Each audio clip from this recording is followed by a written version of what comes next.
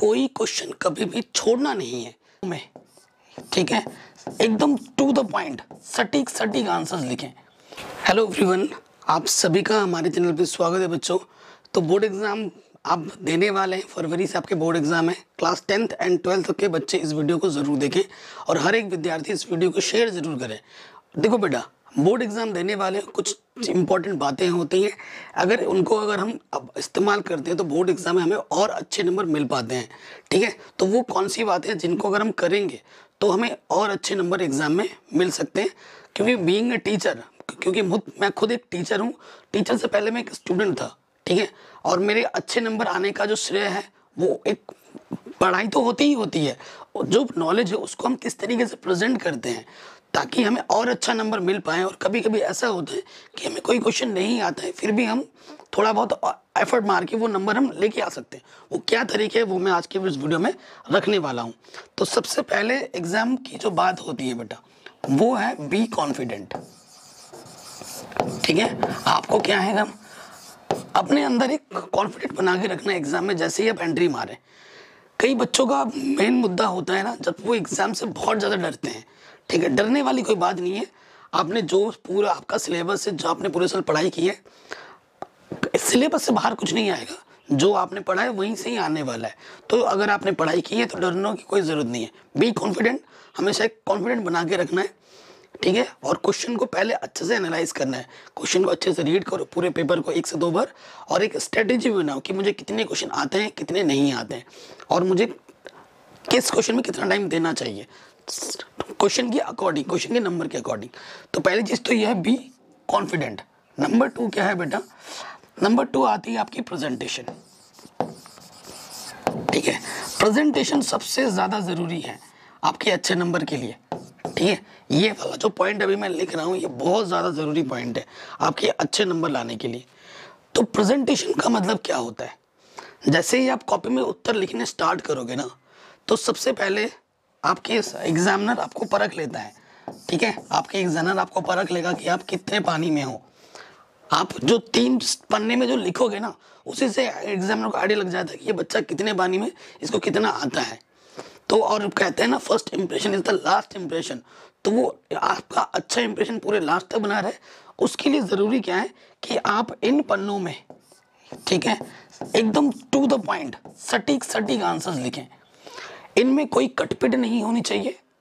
जो भी आपको पूरे पेपर में आता है, ज़रूरी नहीं है कि बेटा आपको सीरियल वाइज क्वेश्चन ही आए, ज़रूरी नहीं है। आपको जो क्वेश्चन आता है एकदम सटीक सटीक वो आपको यहाँ लिखने हैं, ठीक है। 3-4 पेजेस में कोई कटपिट नहीं, अच्छी राइटिंग के साथ अच्छा प्रेजेंटेशन, ठीक है। ध्यान रखना है। आप पेन का जो इस्तेमाल करेंगे तो आप काला स्केच पेन, ठीक है, काला स्केच पेन, स्केच पेन समझते हैं ना, जैसे हेडिंग कहते हैं, प्रश्नोत्तर संख्या लिखने के बाद फिर काला पेन और काला ब्लू पेन, ठीक है। काला ब्लू पेन बोल रहा हूँ, काला डॉट पेन और ब्लू डॉट पेन, ये आपके पास होना। कोई इंपॉर्टेंट तथ्य है उसको काले पेन से दिखा दो। देखो बेटा, एग्जामिनर कभी भी पूरे क्वेश्चंस को रीड नहीं करता है, उस चीज़ का आपको हमेशा ध्यान में रखना है। ये मैं खुद टीचर हूँ, मैं खुद ये बात बोल रहा हूँ बेटा, कभी रीड नहीं करेगा। वो क्या करेगा, जो भी आपने लिखा है ना, स्टार्टिंग के 2 से 3 लाइन पढ़ेगा, और कोई मेन पॉइंट भी है ना तो उसको आपको हाईलाइट कर देना है ऐसे नीचे। अगर आप उस काले पेन से नहीं लिख पा रहे हो, बहुत टाइम ऐसे पकड़ने में जा रहा है, तो नीचे से अंडरलाइन कर दो ताकि टीचर की नज़र उस पर पड़े, ठीक है। और टीचर देखेगा ना मेन पॉइंट अच्छे से प्रेजेंट किए हुए हैं, तो पढ़ के ही पूरा नंबर दे देगा। अगर आप पूरा सही उत्तर, सपोज करो गाइड सही आपने उत्तर लिख के ना वहीं रख दिया है, तो भी आपका पूरे नंबर नहीं मिलेंगे, ये मैं बता रहा हूँ, अगर आपका प्रेजेंटेशन प्रॉपर अच्छा नहीं रहा तो, ठीक है। क्योंकि ये मेन मुद्दा क्या है वो मैं आपको बता चुका हूँ। तो ये ध्यान में रखना, प्रेजेंटेशन अच्छी रखनी है। और हर कैसे कॉपी लिखते हैं एग्जाम में उस पर मैंने अलग से वीडियो बना रखी है, उसको ज़रूर देखना, ठीक है। तो अब इसका फ़ायदा क्या होता है, first impression is the last impression का फ़ायदा क्या है। सपोज करो आपका टीचर कॉपी चेक कर रहा है, आपने बहुत सारे क्वेश्चन स्टार्टिंग सही किए हैं, 5-6 पेज, एक भी कटपिट नहीं है, और किसी क्वेश्चन में आपने किया है आधा सही किया है और आधा आपसे नहीं हो पा रहा है, तो टीचर सोचेगा यार बच्चा अच्छा है, अभी तक अच्छा परफॉर्म कर रहा है, तो चलो कोई नहीं, इस पर पूरा नंबर दे देता हूँ। हम भी ऐसे करते हैं, बाकी टीचर की भी यही सोच होती है, तो वो नंबर दे देगा, ठीक है। ये चीज़ ध्यान रखनी है, ये फ़ायदा होता है। पेन का इस्तेमाल करना है, काला स्केच पेन, काला डॉट पेन और नीला डॉट पेन। इसके अलावा कोई वाइटनर नहीं, अदर चीज़ का प्रयोग नहीं करना, वाइटनर नहीं, हाइलाइटर नहीं, ये सब कुछ भी नहीं, ठीक है। अगला पॉइंट क्या है बेटा, अगला पॉइंट क्या है कि कोई क्वेश्चन कभी भी छोड़ना नहीं है। किसी भी विषय का आपका पेपर आप दे रहे हो, चाहे वो गणित हो, चाहे वो विज्ञान हो, चाहे सामाजिक विज्ञान हो, कुछ भी XYZ कोई भी सब्जेक्ट हो, तो अगर आपको नहीं भी आता है ना, तो उससे रिलेटेड कुछ ना कुछ आप लिखिए। अगर आप लिखोगे तो नंबर ज़रूर मिलेंगे, चाहे जितना भी नंबर मिल रहा हो, आधा मिले, 1 मिले, 1.5 मिले, जो भी मिले ना, मिलेगा कुछ ना कुछ आपको। लिखोगे तो मिलेगा, अगर नहीं लिखोगे तो वो तो फिर उसको वेस्ट हो गया ना। तो नेक्स्ट टॉपिक पर नेक्स्ट जो टिप्स है बेटा वो आपका यही है कि आपको कभी भी कोई क्वेश्चन आपको छोड़ना नहीं है, ठीक है बेटा। ये चीज़ आपको ध्यान में रखना है, कभी भी कोई क्वेश्चन आपको स्किप नहीं करना है, छोड़ना नहीं है। नेक्स्ट आपका आ जाता है, नेक्स्ट ये चौथा हो गया। पांचवा जो टॉपिक है वो क्या है, टू द पॉइंट आंसर, ठीक है। To the point answer, to the point answer में क्या है कि आंसर में जो बोला जा रहा है ना वही उत्तर लिखने की कोशिश करो, ठीक है।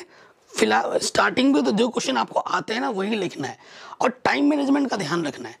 कई बार ऐसा होता है ना, आप पूछा कुछ गया है, बच्चे कुछ और लिख रहे हैं। जो अगर कुछ बना के भी लिख रहे हो ना, उससे मिलता जुलता लिखो। अगर आपको क्वेश्चन कोई नहीं भी आ रहा ना, तो उससे रिलेटेबल कुछ चीज़ें लिखो। ये नहीं पूछा गया है महात्मा गांधी जी कौन थे, आप लिख रहे हो भाई हनी सिंह कौन है, तो ये कोई तो बात नहीं हुई ना। महात्मा गांधी जी का सविनय अवज्ञा आंदोलन क्या है, ऐसा कोई क्वेश्चन आ गया तो आप लिख रहे हो भाई कुछ और ही चीज़। महात्मा गांधी से रिलेटेड कुछ लिख लो तो नंबर थोड़ा बहुत मिल भी सकता है। तो टू द पॉइंट चीज़ का मतलब आप समझ लो, जो पूछा जाए आपको वही लिखना है। अगर नहीं भी आता तो उससे रिलेटेबल कुछ चीज़ें लिखनी है, ठीक है, अनशंट नहीं लिखना है। नेक्स्ट जो बहुत इंपॉर्टेंट टॉपिक है वो है टाइम मैनेजमेंट, ठीक है बेटा। टाइम मैनेजमेंट पे ज़्यादा जोर लगाना है आपको।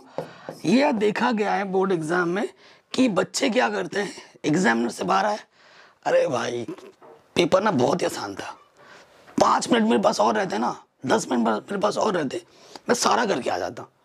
देखा है कि नहीं आपने, ये बार बार होता है, मेरे साथ हुआ है। मेरे दोस्त लोग यही बोलते थे कि यार 5 मिनट और होता ना, 10 मिनट और होता ना, तो मैं पूरा ही कर देता, पूरा पेपर आता था मुझे। तो ऐसा बहुत बोलते हैं लोग, आपके दोस्त भी बहुत बोलते होंगे।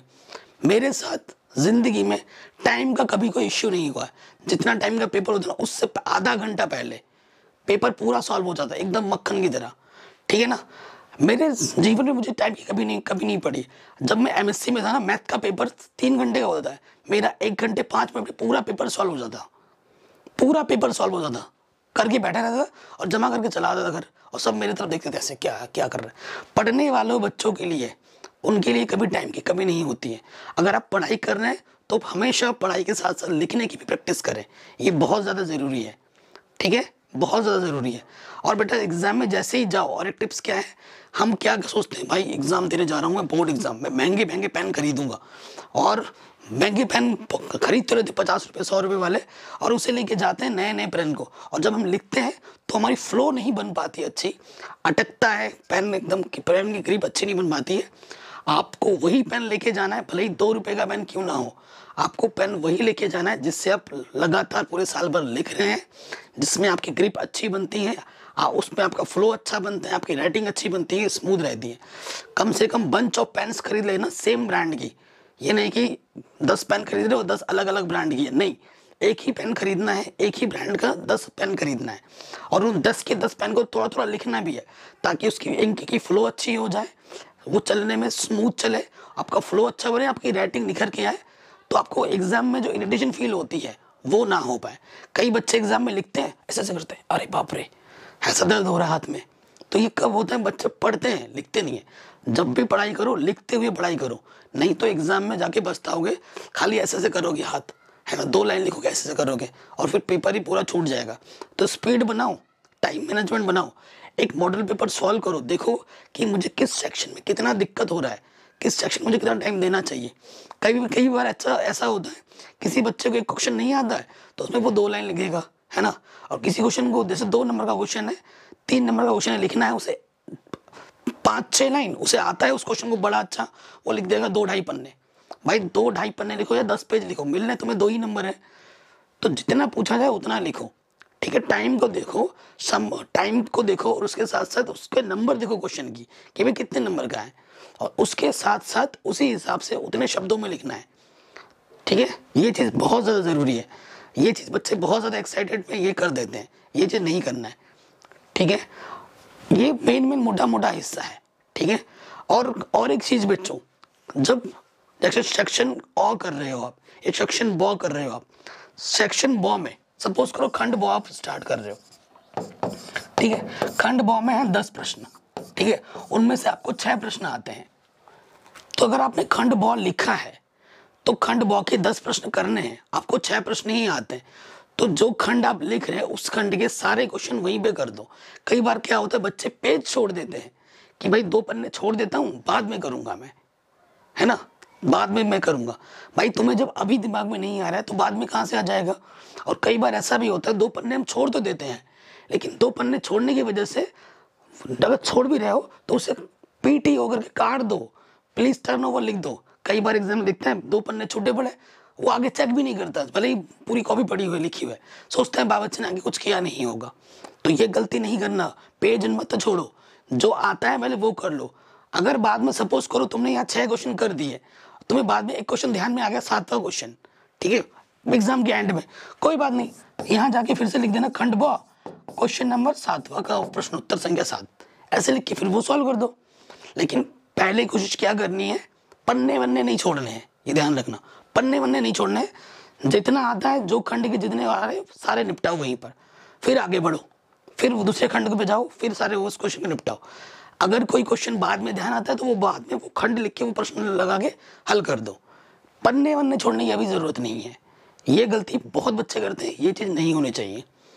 ठीक है, और वाइटनर, हाइलाइटर, नीला पेन, लाल पेन, इसका इस्तेमाल मत करना, करोगे कॉपी कट मार दी जाएगी, चेक नहीं होगी। ठीक है, ये खुद एक बोर्ड्स वाले मना कर दें। तो ये कुछ बातें हैं जिनको आपको ध्यान में रखनी है। ठीक है, अपने अंदर विश्वास रखना है कि हाँ मैं अच्छा करूँगा, और ओवर कॉन्फिडेंट भी नहीं होना है। ज़्यादा उत्साहित के चक्कर में भी कई बार एग्जाम खराब हो जाता है, मेरे साथ ऐसा हो चुका है। ठीक है, एक बार ज़्यादा ही उत्साहित होने में हिंदी का पेपर में 100 नंबर का मैं पेपर है, मैं 90 नंबर के घर का आया, और 10 नंबर पन्ने, क्योंकि 3-4 पन्ने होते हैं ना, मेरे जल्दबाजी में मैंने पूरा पेपर करके 15 मिनट पहले बैठा पड़ा हूँ, है ना, आराम से देखो सब लोग कर रहे हैं, और मेरे से 10 नंबर का छूट गया, मुझे पता ही नहीं चल रहा है। तो जितने भी क्वेश्चंस कर रहे हो ना आप, उसको एक बार देखो कि भैया इतने क्वेश्चन करने थे, मैंने इतने किए कि नहीं किए, कोई छूट तो नहीं रहा है, ठीक है, कुछ ऐसा हो तो नहीं रहा है। और एक बार जैसे गणित का क्वेश्चन है, कोई गणित का क्वेश्चन आप कर रहे हो ना, आप कैलकुलेशन करते रहो, करते करते करते ना, तो वहीं पे एक बार रीचेक मान लिया करो। ये नहीं कि पूरा पेपर सॉल्व कर फिर रीचेक कर रहे हो, फिर जाओगे अरे यार ये तो गलत हो गया, फिर से करने लगो, फिर टाइम वेस्ट। अगर क्वेश्चन देखो, पहले तो ध्यान एकदम सटीक होना चाहिए, और अगर सपोज करो वहीं लगे हाथ तो उसी टाइम उसी क्वेश्चन पर रीचेक कर देना है एक बार, ये क्या, ये था, ये था, ये था, हाँ सही है, सही है तो ठीक है, अरे गड़बड़ हो गई, उसको सही कर दो वहीं पर। पूरा पेपर सॉल्व करके फिर जाके तुम खोल के देखो, ऐसा कभी मत करना, इसमें आपका बहुत बड़ा नुकसान हो जाएगा। ठीक है बेटा, तो इन चीज़ों को ध्यान में रखिए, तो आपको बहुत अच्छा बेनिफिट मिलेगा एग्जाम में। और कितने पेपर एनालाइज अच्छे से करना कि कितने क्वेश्चन करने थे, कितने मैंने किए हैं, कोई छूट तो नहीं रहा है, तो ये चीज़ ध्यान में रखना। मेरे साथ ऐसा हो चुका है, 10 नंबर का छूट गया था, और मैं घर पे आके मैं खुद इतना रो रहा था ना, क्या बताऊँ, अरे यार, और मैं उस टाइम में क्लास 10th में था, मुझसे 10 नंबर का छूट गया था मेरी ही गलती की वजह से। ठीक है, तो ओवर कॉन्फिडेंस भी अच्छी चीज़ नहीं होती है। ठीक है, तो इन चीज़ों को ध्यान में रखना है, तो आपके बहुत अच्छे नंबर आएंगे, और आपकी तैयारी तो चल ही रही है, आई एम श्योर, और विश्वास रखिए, आई एम श्योर आपके अच्छे नंबर आएंगे। ठीक है, मैं भगवान से डेली प्रे करता हूँ कि आप लोगों के अच्छे नंबर आएँ। जय हिंद। इस वीडियो को हर जगह शेयर करें, अपना ख्याल रखें, जय हिंद।